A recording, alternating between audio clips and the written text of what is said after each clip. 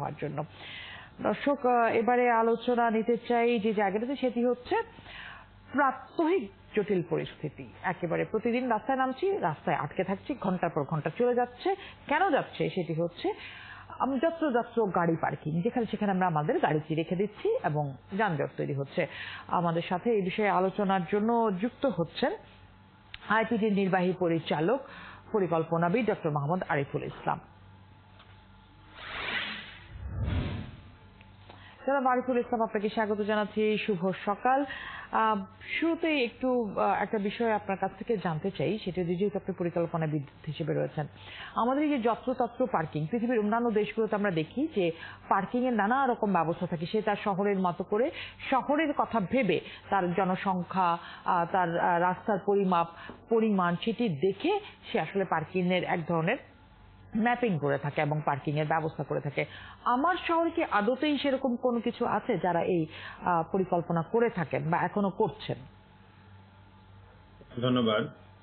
আমাদের এই ঢাকা শহরে আসলে পার্কিং এর যে রিকোয়ারমেন্ট, সেভাবে ভবন তৈরি হয়নি, বা আমাদের গন্তব্যগুলো আমরা যেভাবে তৈরি করেছি, আমরা যেই জায়গা থেকে যাব এবং ওখানে কি কতক্ষণ অবস্থান করব, সেখানে গাড়ি পার্কিং এর সুবিধা কতটুকু প্রয়োজন, সেভাবে অবকাঠামোগুলো তৈরি হয়নি।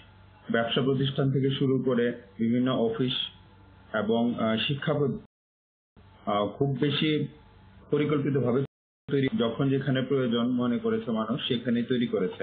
অর্থাৎ এই যে সামগ্রিক পরিকল্পনার ব্যর্থতা, এইটাই আসলে এখন যত্রতত্র পার্কিং এর কারণ হয়ে দাঁড়িয়ে। তো এই যত্রতত্র পার্কিং যে করবে, পার্কিংটা কি করে? আমাদের তো গাড়ি পার্কিং করে, কিন্তু আমাদের এই শহরে মাত্র 5% মানুষ গাড়ি ব্যবহার করে। সেই গাড়ির কারণে আমাদের রাস্তায় এত জ্যাম, এবং এইগুলা যত্রতত্র পার্কিং এর কারণে আমাদের চরম দুর্ভোগ পোহাতে হয়। তো আমরা পরিকল্পনাটা আসলে কেমন হওয়া উচিত ছিল? প্রথমত, ঢাকা শহরের যে জনসংখ্যা, আমাদেরকে সবচেয়ে বেশি গুরুত্ব দিতে হতো গণপরিবহনের উপর, যেন ব্যক্তিগত গাড়ির ব্যবহারটা কমে আসে এবং যত্রতত্র পার্কিং এর প্রয়োজন না হয়।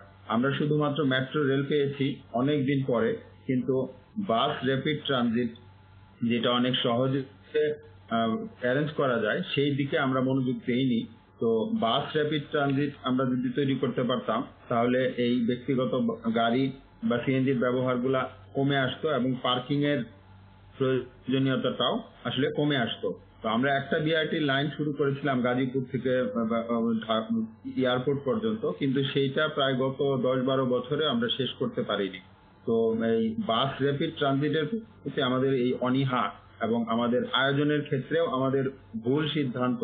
আমরা গাজীপুরের যে বাস র্যাপিড ট্রানজিটটা করেছি, সেখানে অ্যাড গ্রেডেও যেমন আছে, আবার কিছু কিছু জায়গায় উড়াল সড়কও তৈরি করা হয়েছে। কিন্তু শহরের যে রাস্তা, তার একটা লেন বাসের জন্য ডেডিকেটেড করলেই কিন্তু এই বাস র্যাপিড ট্রানজিটটা করা যেত এবং শহরের এই গণপরিবহনের উপর একটা যুগান্তকারী পদক্ষেপ তৈরি হতো। এর জন্য খরচেরও প্রয়োজন ছিল কম।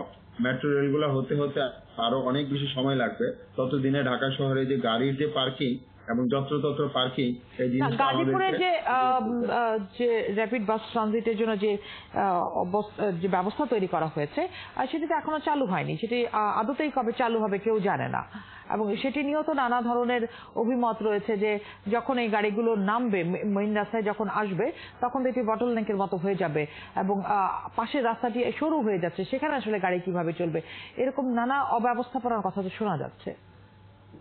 জি, শুধু একটা লাইনে বাস র্যাপিড ট্রানজিট তো সারা শহরকে সার্ভ করতে পারবে না। একইভাবে একটা মেট্রো লাইন তো আমাদের সারা শহরকে সুবিধা দিতে পারছে না এই ব্যক্তিগত গাড়ির উপর নির্ভরশীলতা কমাতে।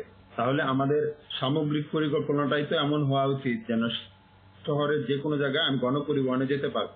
যেমন একটা খুব সহজ সুবিধা ছিল যে বাস রুট রেশনালাইজেশন, কিন্তু এইটা আমরা কতদিন যাবত আলোচনা করছি, কিন্তু এখন পর্যন্ত কিন্তু কিছু হচ্ছে না। আমাদের এক্সিস্টিং যে বাস সার্ভিস আছে, সেটাতে কিন্তু মানুষ উঠতে চায় না, কারণ এটার যে সার্ভিস, তাদের এই কন্ডাক্টরদের যে ব্যবহার এবং তাদের যত্রতত্র যেভাবে যে কোনো জায়গায় ওরা যেভাবে দাঁড়িয়ে যায় এবং যেভাবে চলাচল করে, সেটা আসলে গণপরিবহনের পর্যায়ে পড়ে না। তো আমরা যারা এটাতে ব্যবহার করি, তারা একান্ত বাধ্য হয়ে আসলে এটাতে উঠতে হয়। তো মানুষের স্বাচ্ছন্দ্যে পরিবহনের জন্য উপযুক্ত গণপরিবহন অবশ্যই দরকার, এবং এর মাধ্যমেই ঢাকা শহরকে আমরা মুক্ত করতে পারবো এই যানজট থেকে এবং যত্রতত্র পার্কিং থেকে। হ্যাঁ, আপনি বলতে পারেন যে যেখানে সেখানে গাড়ি কেন পার্ক করে, কিন্তু পার্কটা যে সে করবে কোথায় করবে? আপনি দেখবেন যে কোনো অবকাঠামো যখন তৈরি হয় তখন পার্কিং এর ক্যালকুলেশন করে তার প্রিমিজে কিন্তু যতগুলো পার্কিং প্রয়োজন সেইগুলো অ্যারেঞ্জ করা থাকে না। তাহলে গাড়িগুলো তো প্রয়োজনে যখন আসবে, ধরেন ধানমন্ডিতে যদি একটা চিকিৎসা কেন্দ্র থাকে, তো এইখানে তো প্রচুর মানুষ আসবে চিকিৎসার জন্য, উন্নত চিকিৎসা নিতে। এখানে যত পরিমাণ গাড়ি আসবে সেই গাড়িগুলাকে কি এই চিকিৎসা কেন্দ্রগুলা কি তাদের সেই পার্কিং এর ব্যবস্থা করে রেখেছে? তো যেটা হয় যে ভবনের সামনে পার্কিং করে অথবা যেখানে সুবিধা সেখানে পার্কিং করে, এবং যত্রতত্র মোবাইল কোর্টের কারণে দেখা যাচ্ছে যে জরিমানার কারণে এগুলা আবার হ্যারাসমেন্টের শিকার হয়। কিন্তু আমি যদি সুবিধাটাই না রাখি তখন তো যত্রতত্র পার্কিং হয়েই থাকবে।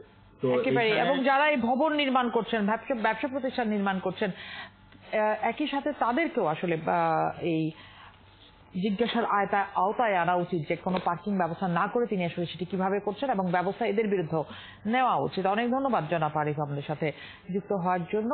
পরিকল্পনাবিদ ডক্টর মোহাম্মদ আরিফুল ইসলাম যুক্ত ছিলেন। দর্শক, এ পর্যায়ে আবার একটা বিরতির সাথেই